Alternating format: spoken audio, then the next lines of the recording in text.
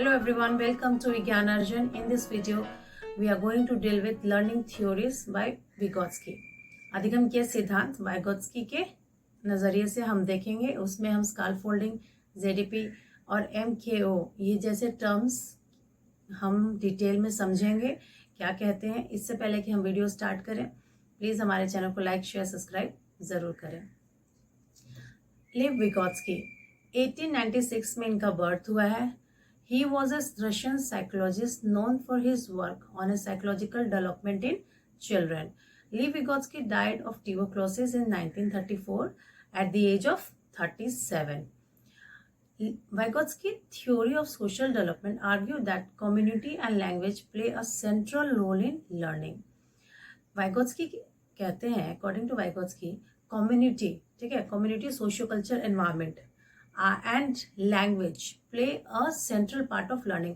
आपके लर्निंग का जो मेन जो हिस्सा होता है, आप कहाँ से आते हैं, आपका क्या एनवायरनमेंट है, वो इम्पैक्ट करता है. ठीक है, तो उन्होंने फोर्स किया था सोशियो कल्चर एनवायरनमेंट पे कि a person cognitive development is largely influenced by surrounding. कहते हैं कि किसी भी व्यक्ति का उसका जो बौद्धिक जो विकास होता है वो निर्भर करता है उस किस एनवायरनमेंट से वो आ रहा है. ओके, उसके एनवायरनमेंट उसकी हेल्प करता है उसकी कॉग्निटिव को एनहांस करने में. That depends upon environment, socio culture environment. उन्होंने 3 बात की थी कि वाइगोत्स्की कहते हैं कि कुछ जो चीज़ें हैं व्यक्ति अपने अंदर लेके आता है. ठीक है, बच्चे अपने अंदर लेके आते हैं. That is memory, attention, perception, sensation. स्मृति, ध्यान, धारणा और अनुभव. आप इसको याद रखने के लिए ये थ्योरी के कुछ टर्म्स हैं. ओके, याद रखने के लिए आप मैप्स करके याद कीजिए. M for memory, A for attention, P से perception and S for sensation. तो he says Vygotsky claim that we are born with 4 elementary mental function. Vygotsky claim करते हैं कि हमारे पास, हम जब पैदा होते हैं तो ये एलिमेंट्री जो मेन फंक्शंस है वो हम लेके आते हैं. आपको पता है, maps, memory, attention, perception and sensation.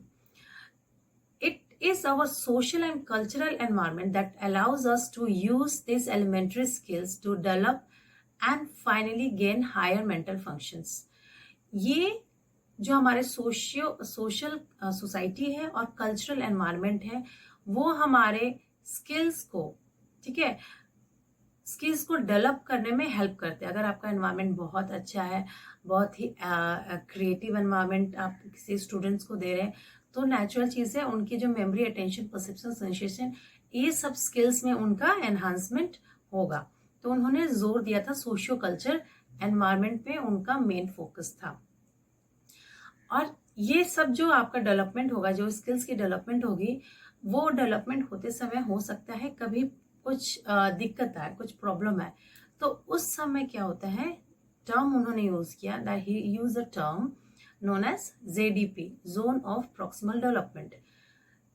इस समय ये जोन क्या है, ये ZDP क्या है, इसको समझने के लिए आप समझिए. ये पिक्चर आपको दिख रहा है, ठीक है, ये ब्लू वाला आपको दिख रहा है जहां पे बच्चा खुद से चीजें कर सकता है, सीख सकता है. इनिशियल स्टेज पे बच्चा कर सकता है. फिर आपको थोड़ा सा लाइट ब्राउन में दिख रहा है what I can learn with help. उसको थोड़ी सी हेल्प चाहिए आगे सीखने के लिए. वो किसी समस्या में, किसी प्रॉब्लम में अटक गए हैं बच्चे, ठीक है, नहीं बढ़ पा रहे आगे. तो उस समय जब हम वो हेल्प देते हैं, वो हेल्प कौन देता है, MKO. MKO कौन है, मोर नॉलेजेबल अदर्स. कोई भी व्यक्ति, ठीक है, जो उस क्षेत्र में ज्यादा उससे जानता हो वो हेल्प कर सकता है. वो हो सकते हैं आपके teachers, parents, students, society, technology. ये MKO का रोल निभाते हैं. तो ZDP में जब बच्चे को प्रॉब्लम होता है, जब आगे नहीं बढ़ पाते हैं, वो जोन जहां बच्चों को एक छोटी सी एक हेल्प की जरूरत होती है, तो वहां पे वो हम हेल्प प्रोवाइड करते हैं. और जब हम वो चीजें हेल्प प्रोवाइड होते हैं तो उनकी प्रॉब्लम सॉल्व हो जाती है, तो वो नेक्स्ट जोन में चले जाते हैं जहां वो आराम से वो चीजें वो कर सकते हैं. तो जो हेल्प जो प्रोवाइड होता है, हमने उसको टर्म दिया है, हमने मतलब वाइगोत्स्की जी ने टर्म दिया है, that is scarf folding. Scarf folding, scarf folding क्या है, Scarf folding is a term given by provision appropriate assistance to students in order that they may achieve that alone would have been too difficult for them. Scarf folding में हम एक assistant देते हैं, एक support है जो teacher द्वारा, parents द्वारा, सोसाइटी द्वारा स्टूडेंट्स को दिया जाता है, बच्चों को दिया जाता है, ताकि उस जोन से वो निकल जाए, वो आगे अपनी प्रॉब्लम को सॉल्व करे। स्काफ फोल्डिंग में सपोर्ट तभी तक रहता है जब तक समस्या है, जब तक बच्चा खुद से करना नहीं सीख जाता है, तब तक ही वो सपोर्ट होता है। जैसे ही वो बच्चा करना खुद से सीख जाता है, वो हम सपोर्ट हटा लेते हैं। This is known as scaffolding, ये टर्म यूज हुआ है। और जेडीपी क्या है? वो जोन, जेडीपी क्या है? JDP is zone of proximal development, वो जोन जहां हमें स्टूडेंट्स को या बच्चों की छोटी सी हेल्प देनी है, क्योंकि वो उस समय उस समस्याओं से घिरे हुए हैं, उसको सॉल्व नहीं कर पा रहे हैं या आगे नहीं कर पा रहे हैं। This is known as ZDP. एक एग्जांपल से और आप समझिए, बैम्बू स्काफोल्ड ऑन हाउस, ये आपको पिक्चर दिख रहा है।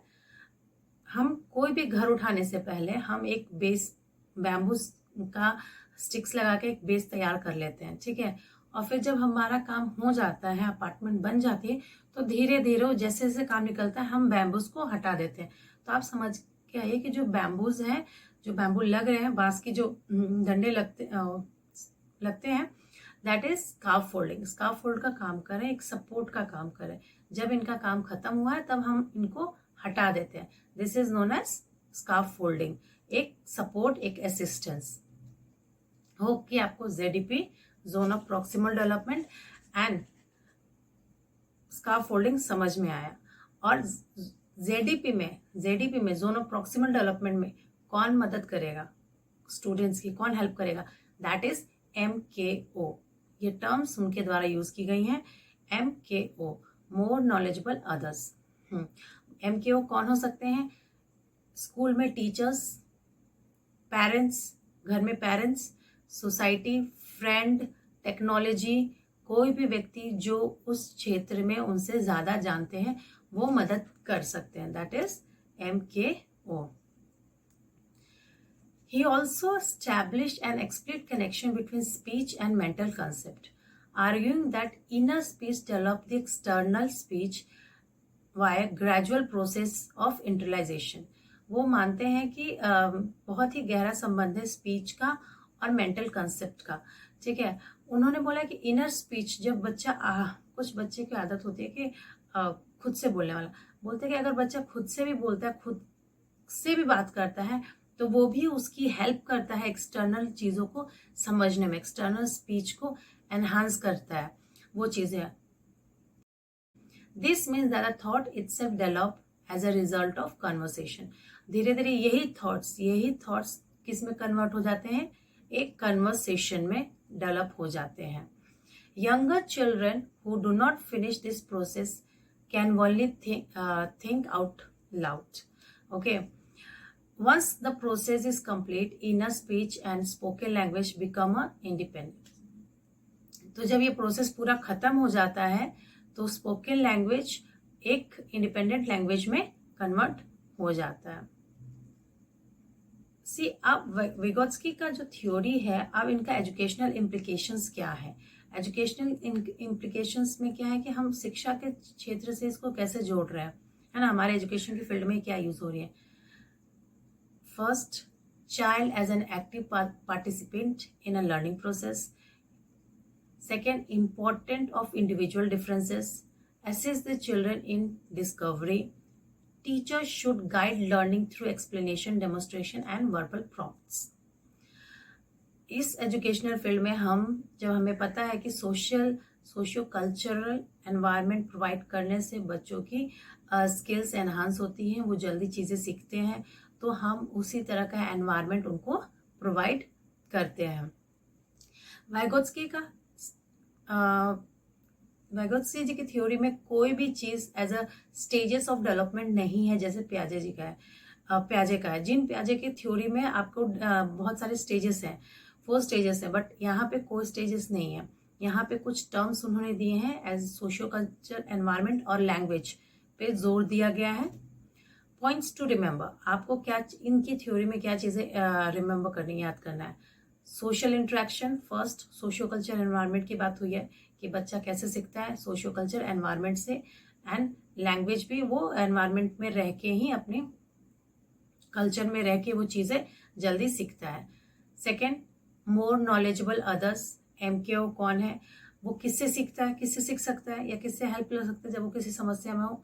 जो उससे अधिक नॉलेजेबल है। टीचर हो सकते हैं, पेरेंट्स है, फ्रेंड्स भी हो सकते हैं, टेक्नोलॉजी भी हो सकती है, बात हम पीछे कर चुके हैं। ZDP क्या है? ये ZDP zone of proximal development, वो जोन जहाँ स्टूडेंट्स को, बच्चे को एक हेल्प की ज़रूरत है ताकि वो नेक्स्ट जोन में जा सके, ताकि वो प्रॉब्लम को सॉल्व कर सके, उस जोन को हम बोलते हैं ZDP। और ZDP में जब हम एक टीचर स्टूडेंट को सपोर्ट देते हैं, असिस्ट करते हैं, गाइड करते हैं, that time we use a term known as a scaffolding. Okay, hope आपको ये लीव विगोत्स्की की थ्योरी कंसेप्ट समझ में आया हो। Thank you, stay tuned with our channel and please like, share and